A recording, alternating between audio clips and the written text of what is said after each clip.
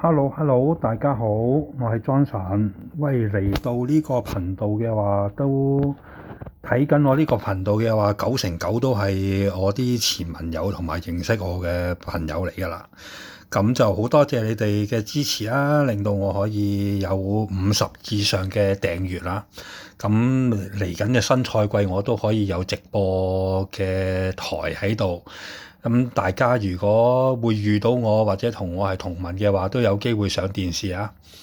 咁首先就係玩咗5年呢個《三國志戰略版》啦，終於第一次拍下片啦。咁其實我唔會經常拍片，因為我好懶去做呢一樣嘢，因為我都唔會點樣度稿啊，即係好似依家咁，我都係齋噏㗎，就完全冇寫過稿出嚟嘅。咁就變咗，我都係主要都係可能一個星期直播有1-2次，或者有啲緊要嘅情況，我就開下直播咁樣嘅啫。咁就首先嚟介紹一下呢個 SP 關羽體系嘅 SP 關羽武鋒陣啦。咁大家可以睇到嘅係我今朝有一幅圖，不過幅圖因為我都係第一次上 YouTube 啊。咁所以我都唔知佢幅圖原來都出唔到完全個出嚟俾你哋睇。咁呢一隊首先介紹一下先啦。咁就係三個武將趙雲、關羽同埋諸葛亮。咁佢哋分別帶啲咩戰法呢？就係趙雲要帶威謀武鋒陣。咁就兵書用識兵外物、靜心鐵甲。咁因為趙雲會食晒武鋒陣，佢會食晒所有傷害，咁所以佢嘅補血係非常之重要。咁靜心鐵甲又可以減損。咁另外 SP 關羽就用制刀同埋呢個中勇啦。咁先用以退為進去減損，令到佢個傷害降低啦。咁呢個好適合多村用嘅。咁就用開合咧，就係發動主動戰法，又可以再將個傷害更加再降低6%。咁因為呢度佢係每個回合係會另外再提升4%嘅。咁如果佢發動主動戰法，就可以彌補翻嗰個差距啦。咁另外持重又係非常之重要，因為 SP 關羽第4、5回合係非常之爆發嘅爆發時間嚟嘅。咁如果喺呢個時候俾混亂咗咧，譬如遇到五謀神去混亂咗佢啦，或者係俾暴雷無人打中混亂咗佢，咁佢打翻自己人咁就 PK 㗎啦。咁所以呢個免疫混亂呢個情況又係非常之緊要嘅。咁諸葛亮都係啦，就帶咗獨力同心同埋陷陣營。咁審時度勢就係可以加強嗰個回復啦。咁開合都係減損同埋持重都係令到佢第4、第5回合補血嘅時候唔會話食咗混亂之後補錯咗俾其他人。咁呢一隊可以食到國家隊10% 嘅屬性啦。咁另外今季 SP 關羽點解呢個體系入面係強呢？咁可以睇下個自軍啦。咁自軍都係針對住屬國嘅武將去做呢個自軍嘅。首先舉盾啦，呢個唔使講啦。咁佢一定要係個盾兵係需要 S， 所以一定要點呢一樣嘢。咁另外就係用忠義。忠義咧就係話佢自身同埋隨機是打明友軍咧就會獲得到20% 光毅。咁光毅嘅效果係咩咧？就係光毅嘅效果就係可以免疫呢個負面狀態。咁如果隊入面咧每多1名屬國嘅武將就會提升10%。咁變咗佢有3個都係屬國武將。咁如果唔計佢自身嘅，其實你最少都係40%。嗰個免疫嗰個免疫呢個負面狀態嘅效果，所以非常之強嘅。咁另外呢個水福啦，水福就係話 SP 關羽只要係搭到劉備、張飛、諸葛亮、趙雲其中2個武將嘅話咧，咁佢自帶戰法嗰個水淹七軍嘅水攻有50% 嘅機率係無法驅散。咁呢個就令到佢嗰個傷害係更加踏實。所以有咗呢幾個字之後咧，咁 SP 關羽係非常之強勢嘅，尤其是你對比起嚟，佢仲要有國家隊嘅10% 嘅屬性去加強咧，咁係非常之強橫。咁你睇到我其實 SP 關羽都只係2雄加動態啦，咁其實都已經係經常可以做到多村嘅效果。咁可以數下啲戰報啦，咁咧就係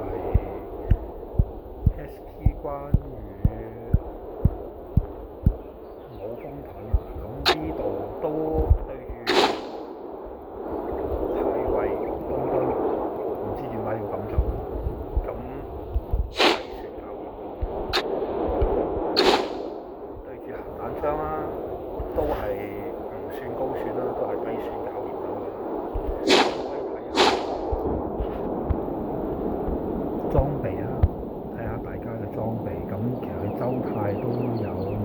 石膏都係加強晒。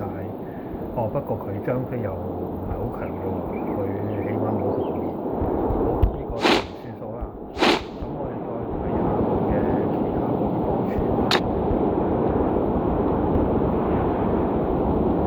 打嗰啲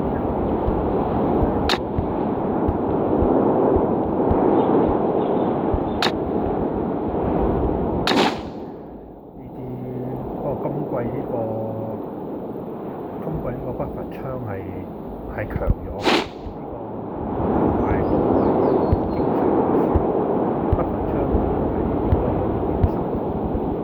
咁咧就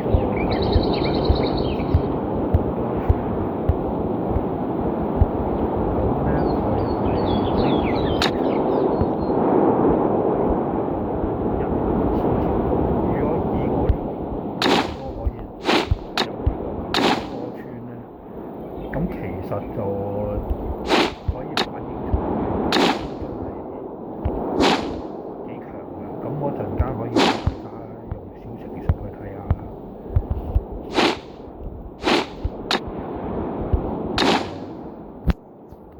打呢個呂布都係最高嗰隊都係算係幾好嘅老周瑜嘅神火槍啦。咁我殘兵啊都掉咗佢，咁係真係幾好。咁我嘅下一季我都會針對住 SP 關羽個卡包咧，我都會去補紅，因為我第四隊都好需要佢。咁佢呢一隊再加埋嗰啲寶物之後咧，咁如果可以達到典藏滿紅嘅 SP 關羽，可以去到咩程度咧？咁我可以做個測試評分俾大家睇下啦。咁佢係可以去到成97分㗎。咁個打擊面亦都非常之強橫啦。咁除咗黃馬槍、虎神騎、太尉盾同埋司馬飛鴻之外，咁吳騎都算可以秒我㗎啦，因為佢都係0.69，都算係個換兵率都係好誇張㗎。咁其實我打北伐槍啊、殺馬弓啊，呢啲殺馬弓係咩啊？殺馬弓、周太日係現 SP 袁紹作為之殺馬弓，咁基本上都係可以低選嘅啦。咁群攻呢啲啊更加唔使講啦。咁啊關張咁都係可以低選嘅。咁再去睇一睇測多次個評分嚇，咁已經係用晒我自己手上有嘅寶物啦。咁除咗嗰個打擊面，我哋可以睇下佢嗰個勝率係達到45%。咁嗰個失敗率就只係得5%，咁優平可以達到33%，即係話佢出戰嘅話咧，佢係基本上有78% 係唔會輸嘅。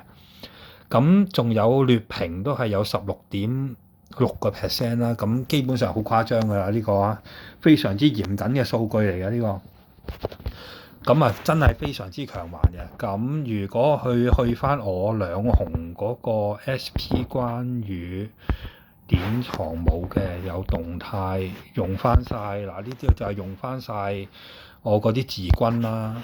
咁諸葛亮我只係得4紅啦，咁我擺翻出嚟做翻個評分啦。咁如果以我依家嗰個實力就只係得85.2嘅啫，咁其實個打擊面就會弱咗少少啦。咁我通常慣性咧都會測2次嘅，因為佢會食住我第一次嘅測試嗰個評分嗰啲資料嘅。咁通常我都係會試2、3次嘅。咁我個打擊面會弱咗啦，因為佢冇咁高紅，呢個好正常。咁尤其是 SP 關羽係主力嘅輸出嚟嘅。咁佢唔紅，咁變咗我個輸出係更加弱咗嘅。咁但係我個打擊面其實都已經唔錯㗎啦。咁以我嚟講，我都係以去做第4隊嚟講，我係覺得非常之合格嘅。以呢一隊嚟講，咁我依家嗰個勝出率都有40%，33.5嗰個優評，咁只係得6.2% 係落敗啫。咁20% 係劣評嚟嘅。咁基本上我我都以我哋嚟講，我玩第四隊嚟講，我係覺得係好合格嘅一隊嚟嘅。咁大家可以睇一睇有啲咩係想對呢一隊嘅換下啲咩兵書，你可以喺評論區嗰度留下言啦。咁我可以係答下你哋。咁我今季我自己主力就都係玩僚機騎啦，同埋我最主要都係玩翻黃忠啦，三世黃忠。咁僚機騎就不嬲都係我每一季都會玩嘅，同埋黃忠呢一隊都係每一季都會玩嘅啦。咁因為嗰張牌嚟我都張遼我都已經俾我打到去40名㗎啦，已經係。咁另外我黃忠你哋都知道我個牌都係第一把咁不過追極都追唔到SP 黃忠，不過 SP 黃忠我試過又好似冇舊黃忠咁犀利。咁亦都玩咗咁多季啦，都唔會點樣話特別去課金㗎啦。咁基本上都係會針對住自己需要嘅去做。呢一隊如果可以有埋長劍嘅話，係更加勁。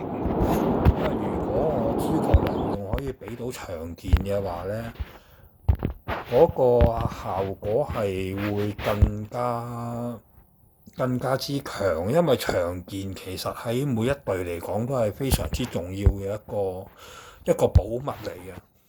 如果有長劍同冇長劍可以係兩隊唔同嘅效果，即係啲評分會爭緊啲咯，個打擊面都會爭緊啲嘅。咁係啦，寶物嗰方面大家都因為依家去到大家都玩咗20幾季，你都知道依家除咗要紅道，你又要配啱技，你都仲要有寶物嘅加持。咁大家寶物嘅屬性亦都唔同。咁呢度評分唔可以攞嚟作準，因為大家個寶物你本身有啲咩屬性，每一個人所擁有嘅都唔同。譬如你有妖氣咁嘅妖氣，咁你加啲咩點數先得㗎？係咪先？咁如果我趙雲要用嘅話，呢度佢梗係需要加統率啦。咁但係如果你有嘅妖氣又唔係加統率咧，咁你淨係攞到妖氣嘅效果，咁嗰個實質效果又會唔同。所以大家所擁有嘅寶物係會令到你個測試，即係喺實戰上面其實係會有偏差。